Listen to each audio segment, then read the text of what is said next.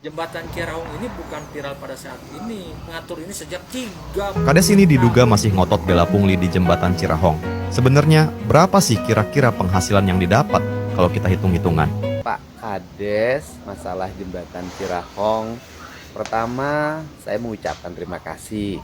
Selama ini jembatan sudah ada yang menjaga dan ada yang mengatur sehingga bisa dilewati oleh warga. Dan saya pernah ke sana jauh sebelum jadi gubernur. Satu motor berapa bayarnya, Pak? Rela.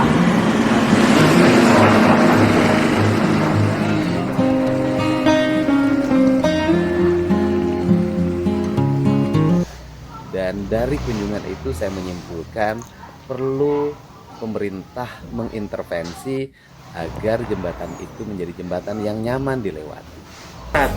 Gondrong, naon ari sia? Pada di mah geus terkenal ti baheula ge. Sia mah ngacap buruk teh ka mana wae. Intina mah simpel sia ulah menormalisasi pungli, rek kumaha-kumaha ge teh pungli. Ye aing pernah gawe di Jepang jeung di Korea. Nu kos kitu ngajagaan jembatan, mentaan duit. Ngelakeun ngan diulang hungkul kos kitu teh. Teman-teman, ada informasi menarik lagi dari Cirahong, yaitu Kades Cirahong alih-alih beliau mau menjadi pahlawan bagi warga yang melakukan pungli di sekitaran jembatan Cirahong, kini kena skakmat Kang Deddy Mulyadi dan juga warganet. Langsung aja kita simak.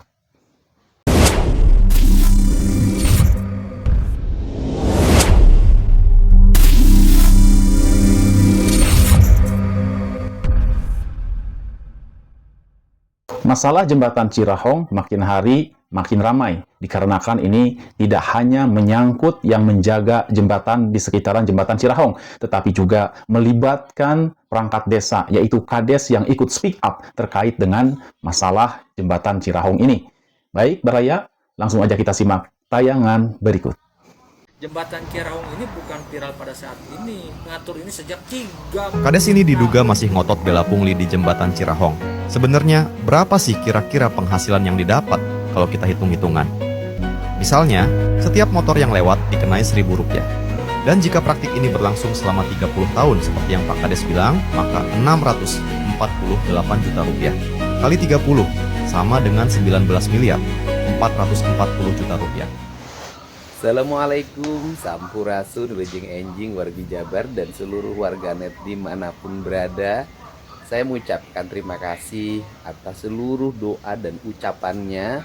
Semoga kita semua menjadi saudara, sahabat yang saling menyayangi, saling mencintai, dan saling mendoakan. Buat Pak Kades, masalah jembatan Cirahong, pertama saya mengucapkan terima kasih. Selama ini jembatan sudah ada yang menjaga dan ada yang mengatur sehingga bisa dilewati oleh warga. Dan saya pernah ke sana jauh sebelum jadi gubernur. Dan dari kunjungan itu saya menyimpulkan perlu pemerintah mengintervensi agar jembatan itu menjadi jembatan yang nyaman dilewati. Maka saya membuat kebijakan untuk melakukan perbaikan walaupun itu bukan kewenangan provinsi, tetapi karena digunakan oleh warga, maka pemerintah provinsi mengambil keputusan diperbaiki. Setelah diperbaiki nanti akan segera ditata lingkungannya. Warung-warungnya akan kami rapihkan, jalannya diperlebar, ada ruang parkir yang memadai, dan lampunya akan ditambah. Bukan hanya lampu sekedar penerangan, tetapi estetika. Sedangkan untuk keamanan ketika malam, menurut saya keamanan adalah tanggung jawab kita bersama, tanggung jawab aparat, tanggung jawab warga di lingkungan untuk menjaga keamanan di lingkungannya masing-masing. Untuk itu, yuk mari kita bersama-sama mewujudkan tata lingkungan di Provinsi Jawa Barat yang aman, nyaman bagi seluruh warga, dan terbebas dari berbagai pungutan ataupun sumbangan apapun namanya. Sehingga negara kelihatan hadir menyelesaikan berbagai keluh kesah dan kebutuhan masyarakat. Dan saya ucapkan terima kasih Bapak dan seluruh warga yang aktif menjaga jembatan Cirahong selama ini. Semoga apa yang sudah dilakukan menjadi amal kebaikan yang semakin membuat hidup kita bermakna bagi kepentingan. Saya minta lebih bijaksana, jangan hanya ingin terkenal ataupun lain sebagainya, jangan seperti itu. Jembatan Cirahong ini bukan viral pada saat ini. Mengatur ini sejak 3. Kades ini diduga masih ngotot bela pungli di jembatan Cirahong. Sebenarnya, berapa sih kira-kira penghasilan yang didapat kalau kita hitung-hitungan? Misalnya, setiap motor yang lewat dikenai Rp1.000. Dan jika praktik ini berlangsung selama 30 tahun seperti yang Pak Kades bilang, maka 648 juta rupiah kali 30 sama dengan 19 miliar 440 juta rupiah. Assalamualaikum, sampurasun, wejeng enjing, wargi Jabar, dan seluruh warganet dimanapun berada. Saya mengucapkan terima kasih atas seluruh doa dan ucapannya. Semoga kita semua menjadi saudara, sahabat yang saling menyayangi, saling mencintai, dan saling mendoakan. Buat Pak Kades, masalah jembatan Cirahong, pertama saya mengucapkan terima kasih. Selama ini jembatan sudah ada yang menjaga dan ada yang mengatur sehingga bisa dilewati oleh warga. Dan saya pernah ke sana jauh sebelum jadi gubernur. Dan dari kunjungan itu saya menyimpulkan perlu pemerintah mengintervensi agar jembatan itu menjadi jembatan yang nyaman dilewati. Maka saya membuat kebijakan untuk melakukan perbaikan walaupun itu bukan kewenangan provinsi, tetapi karena digunakan oleh warga, maka pemerintah provinsi mengambil keputusan diperbaiki. Setelah diperbaiki nanti akan segera ditata lingkungannya. Warung-warungnya akan kami rapihkan, jalannya diperlebar, ada ruang parkir yang memadai, dan lampunya akan ditambah. Bukan hanya lampu sekedar penerangan, tetapi estetika. Sedangkan untuk keamanan ketika malam, menurut saya keamanan adalah tanggung jawab kita bersama, tanggung jawab aparat, tanggung jawab warga di lingkungan untuk menjaga keamanan di lingkungannya masing-masing.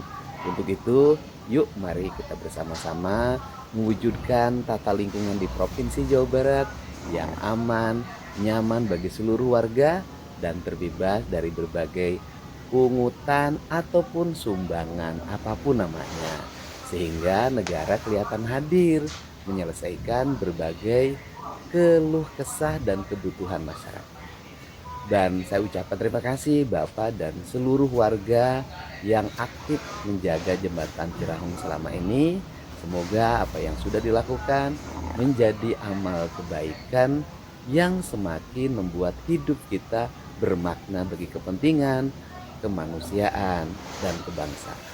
Itulah tanggapan Kang Deddy Mulyadi yang menyejukkan dan bijaksana terhadap pernyataan Bapak Kades Margaluyu Cirahong.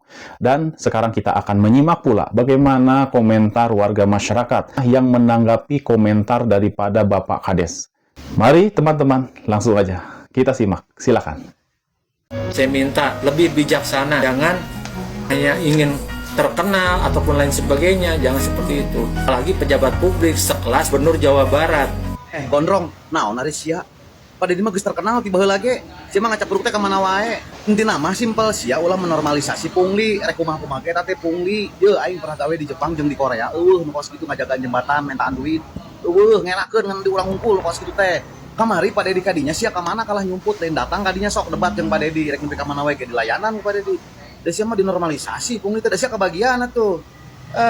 Ya, berarti kita harus lebih maju daripada Jepang. Itulah mungkin cita-cita Kang Deddy Mulyadi sebagai pemimpin Jawa Barat. Maka kita harus mendukungnya. Ya, kalau Kang Deddy Mulyadi ingin menertibkan lokasi-lokasi yang dianggap ada pungli, ya kita ikuti ya arahan Bapak Gubernur. Kalau masalah rezeki, nggak usah harus pungli seperti itu. Kita bisa mencari rezeki dari yang lainnya. Dan sekarang kita akan simak kembali. Silakan. Pertanyaannya, kalau seandainya Bapak KDM ini konten kreator pemula, itu wajar dikatain hanya ingin terkenal gitu. Lebih bijaksana katanya, jangan hanya ingin terkenal. Yang jadi masalah kan KDM ini udah konten kreator suhu, bukan konten kreator pemula gitu. Kalau konten kreator pemula sama kayak saya dikatain hanya ingin terkenal, ya wajar gitu, karena masih konten kreator pemula. Tapi kan yang jadi masalah ini mah udah konten kreator suhu, Terus juga gubernur mah dari dulu juga udah terkenal sebelum Pak Kades Mohon maaf ya, saya pengen ketawa dulu mendengar komentar si Akang tadi. Luar biasa, memang betul. Kenapa nggak logis ya? Seorang bapak kepala desa yang memimpin beberapa ribu warga, tetapi memiliki pemikiran yang kurang logis terkait dengan Kang Deddy Mulyadi. Katanya Kang Deddy Mulyadi kalau ingin terkenal jangan memviralkan seperti itulah, intinya seperti itu. Padahal kata si Akang tadi, Kang Deddy Mulyadi itu kan sudah suhu ya di dalam masalah konten. Artinya pengikutnya pun alhamdulillah sudah banyak. Dan sekarang kita akan simak kembali komentar yang lainnya. Siapa yang sebenarnya butuh Cirahong? Jembatan Cirahong sekarang terang benderang. Gubernur turun tangan, lampu dipasang, rambu lalu lintas 2 arah dan marka kuning sudah tegas membagi jalan. Fasilitas umum dikembalikan ke fungsinya untuk rakyat secara gratis. Harusnya kita syukuran. Tapi kenapa masih ada yang kepanasan? Stop manipulasi opini. Yang dilarang itu bukan bantuannya atau pengaturannya, tapi pungutannya. Katanya demi keselamatan, nyatanya tanpa dijaga pun sekarang lancar saja. Rambu sudah ada, aturan sudah jelas. Lalu kenapa masih ada oknum bahkan dari pejabat desa yang membela dengan dalih kalian tak tahu lapangan? Apakah kondisi lapangan adalah alasan yang sah untuk memungut biaya di fasilitas umum? Sejak kapan kepedulian sosial harus dibayar dengan uang receh dari kantong pengendara setiap hari? Kalau alasannya pengabdian, harusnya kalian lega. Beban itu kini sudah tidak ada. Mari jujur pada diri sendiri. Kalian kekeh ingin mengatur karena rasa peduli atau karena rindu dengan setoran harian yang kini mati? Kalian marah karena keselamatan warga terancam atau karena ladang uang ilegal kalian yang tumbang? Ingat, pengabdian itu tulus, bukan malah menuntut saat fasilitas publik ditata jadi bagus. Jangan sampai kata peduli hanya jadi kedok untuk memelihara pungli yang jadi ATM pribadi. Betul sekali, saya setuju jangan sampai menjadi ATM pribadi. Dan kita akan lanjutkan komentar berikutnya, masih banyak. Tidak perlu rapat-rapat, tidak perlu lama-lama, cuman cukup 30 menit aja sidang KDM. Menghasilkan apa? Pungli-pungli di Cirahong dibabad habis. Pengecetan langsung. Gak usah lah ada rapat-rapat, gak usah. Langsung intinya saya ke akar masalahnya, beres. Naon deui atuh? Da pejabat mah jual ti kitu. Lain rapat-rapat poe ngabeakeun anggaran. Kasih rapat mah untuk tuntas-tuntas. Betul sekali, nggak perlu rapat-rapat menghabiskan biaya banyak ya. Apalagi urusannya ini cuman urusan yang memang tinggal dipoles saja, beres. Ya seperti jembatan Cirahong kan jembatannya sudah ada, mungkin tinggal diperbaiki yang kurangnya seperti penerangannya atau seperti pencahayaannya ya, yang harus dicat lagi. Dan sekarang langsung tuntas beres. Jembatan tersebut sekarang sudah nyaman dilalui oleh warga masyarakat. Dan Pak Haji Mumu ya salah satu karyawan atau salah satu staf Kang Deddy Mulyadi sudah mengeceknya. Kita simak. Alhamdulillah sekarang lampunya udah menyala dan setelah dibereskan alhamdulillah malam bisa terang untuk lebih aman. Nah, lampunya udah nyala. Wis mantep kedatangan tadi Pak Gubernur. Ini langsung gercep. Mantap. Wah, keren. Keren.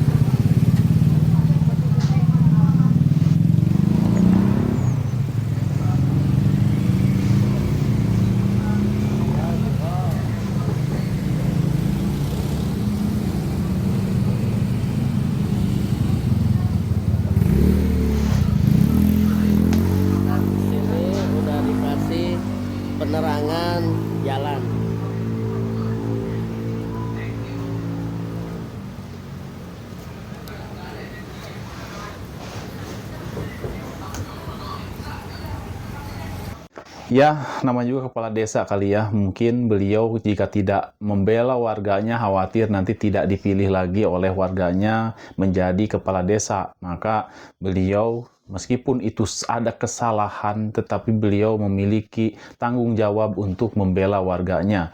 Ya, tetapi memang sangat disayangkan, harusnya yang salah katakan salah dan yang benar dikatakan benar. Jadi jangan seolah-olah ada kesan ternyata Bapak Kepala Desa juga mengambil keuntungan daripada jembatan itu. Pungutan yang diambil itu, Pak, jadi mendapatkan jatah. Jangan seolah-olah jadi publik nanti berpikir ke arah sana. Akibat pembelaan dari Bapak Kepala Desa ini memang sangat menonjol sekali, apalagi sampai speak up di media sosial, nyenggol-nyenggol juga Kang Deddy Mulyadi. Itulah teman-teman tayangan kali ini. Semoga kita berdoa kepada Allah dan berharap kepada pemerintah setempat yang sekarang sudah dibantu ya pencahayaannya, pengecatannya, kerapihannya oleh Gubernur Jawa Barat Kang Deddy Mulyadi. Mudah-mudahan masyarakat di sekitaran Cirahong tidak pundung, ya, tidak ngambekan. Nah, tetap menjaga arus lalu lintas tanpa harus memungut bayaran. Yang dinamakan sukarela itu benar-benar sukarela ingin membantu, memudahkan masyarakat yang lewat jembatan sana. Dan jika masalah keamanan, seperti yang Kang Deddy Mulyadi tadi bilang, itu adalah tanggung jawab kita bersama. Sebab masalah keamanan itu tidak hanya di jembatan Cirahong. Banyak daerah-daerah lain ya, selain di Cirahong ini, daerah memang yang jalurnya sepi. Nah, itu menjadi tanggung jawab kita bersama ya. Karena yang namanya kejahatan itu terjadi tidak hanya di tempat sepi, tetapi juga karena ada niat dan kesempatan. Demikian tayangan kali ini. Terima kasih. Wabillahi taufiq wal hidayah. Wassalamualaikum warahmatullahi taala wabarakatuh. Hampurasun.